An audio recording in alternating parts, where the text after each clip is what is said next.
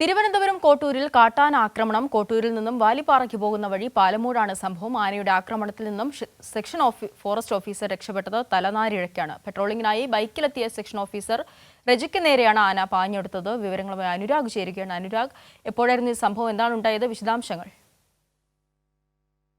കോട്ടൂരിൽ നിന്നും വാലിപ്പാറയ്ക്ക് പോകുന്ന വഴി പാലമൂട്ടിൽ വൈകിട്ട് 5:30ഓടെയാണ് ഈ സംഭവം ഉണ്ടായത്.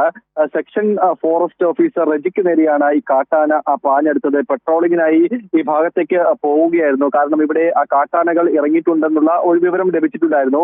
4 ബൈക്കുകളിലായാണ് ഉദ്യോഗസ്ഥർ അവിടേക്ക് പോയത്. 3 ബൈക്കുകൾ ഈ ആനകൾ നിൽക്കുന്ന ഭാഗം കടന്നുപോയി. പക്ഷേ റജിയുടെ വാഹനത്തിന് നേരെ ഈ കാട്ടാന പാഞ്ഞെടുക്കുകയായിരുന്നു. ഈ സമയം ബൈക്ക് ഉപേക്ഷിച്ച് റജി ഓടി രക്ഷപ്പെടാൻ ഒരുങ്ങി. ഈ സമയം 100 മീറ്ററോളം ആന പിന്തുടർന്ന് വരികയും ചെയ്തു.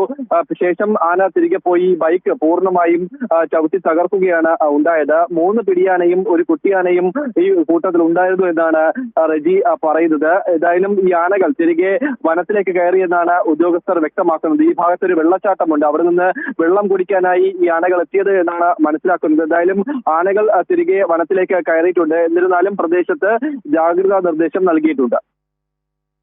ശരി, അനുരാഗാണ് വിശദാംശങ്ങൾ നൽകിയത്. തിരുവനന്തപുരം കോട്ടൂരിൽ കാട്ടാനയുടെ ആക്രമണം. കോട്ടൂരിൽ നിന്നും വാലിപ്പാറയ്ക്ക് പോകുന്ന വഴി പാലമൂടാണ് സംഭവമുണ്ടായത്. ആനയുടെ ആക്രമണത്തിൽ നിന്നും സെക്ഷൻ ഫോറസ്റ്റ് ഓഫീസർ തലനാരിഴയ്ക്കാണ് രക്ഷപ്പെട്ടത്. വിശദാംശങ്ങളാണ് അനുരാഗ് നൽകിയത്.